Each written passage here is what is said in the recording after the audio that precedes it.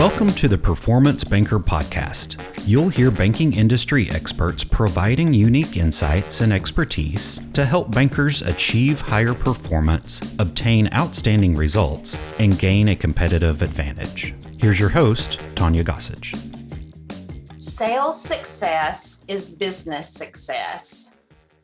Now, you may have already figured this out, but salespeople are a company's lifeblood.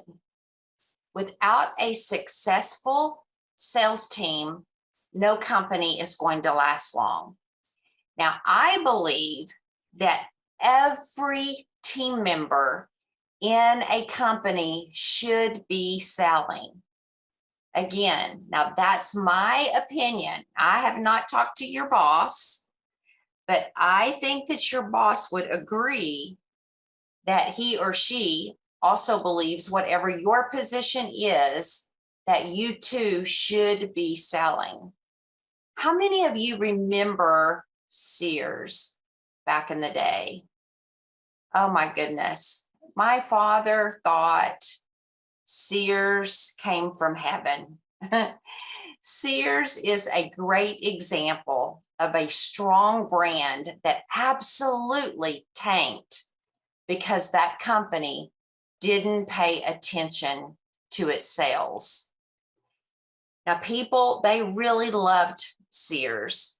You could go in there, and gosh, I remember this just like it was yesterday, but you could go in there and they had the hardware and the tools section. And this is where my dad spent so much time.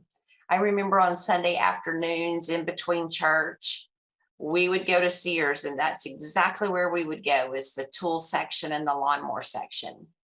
But you could go in there and they had this hardware and tool section, and the people who worked there were absolute masters. And you could talk to them for hours about why the Craftsman lawnmower was better than that one. And people could come in just to see what was new, not because they were in the market for a certain snow blower or weed eater, but because it was just a social thing. That's just where people went. It was like the old general store where people stood around just shooting the breeze. But that's only what it looked like. These guys were selling, because maybe you didn't need a snow blower or a weed eater or a weed blower or a leaf blower on that particular day. But when you did need one, you knew exactly where to go, and that was Sears. I thought that was the only place that you went for lawnmowers, refrigerators, washer and dryers, and every single tool, Craftsman tool that you needed. Sears was it. But then the chairman of the board lost sight. They tried to turn Sears into an Amazon with doors, the place people would go for low prices, not for conversations and connections.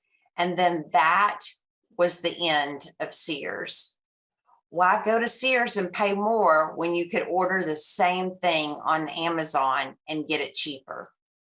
Sears got rid of that comfortable feel, cutting their staff, and then suddenly the customers were gone too. They lost sight of the role of the salesperson. What about Borders Books? Do you remember them? They did the same thing. Borders used to be this amazing bookstore where people who loved books would go and hang out because they too loved to be around books. They hired salespeople who loved books too. So if you needed a good book for a 10-year-old, you could just go there and hang out. You could ask them, they would recommend 3-4 books, and you would end up buying all of them. And then if you wanted a specific book, you just go to Amazon, right? But if you wanted to talk about books with other people who loved books, you'd go to Borders, and maybe you would pay just a little bit more, but you would get the whole experience. That's what it was all about, was the experience. But then at one point in time, they too began to cut corners. They began to cut staff. They hired people who didn't know the first thing about books. And then suddenly they were, surprise, going out of business. This happens in all sorts of businesses. You also see it happening in the tech space. Engineers and developers think that their product is so great that it can sell itself. But that's a myth. There are thousands of companies out there that have great products that no one has never heard of, not only in tech, but in all kinds of businesses. The salesperson is the front line of the business, just like you guys are as tellers, new account representatives, whatever your title is, retail bankers, retail associates. There's all kinds of names for all of you, but you're the first line of business that the customer sees, the intermediary between the customer, the client, and the rest of the company. But great salespeople can drive business success, but it's a rare business that can survive without talented salespeople and sales teams. That's why successful salespeople can often write their ticket in terms of compensation and careers. Now, granted, that is a little bit different in the financial services business. Now, there are some out there that do pay commissions for products and services sold, but you have to be so careful in the financial space. But there's also so many people out there who do not understand the power of referrals and getting the customers what they need, that you don't even offer anything to them.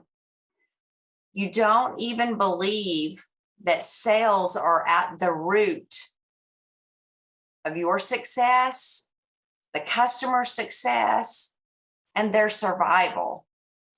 Again, no matter what field that you are in, no matter what your title is, you have to know how to refer business. You have to know how to be a business developer. You have to know how to sell.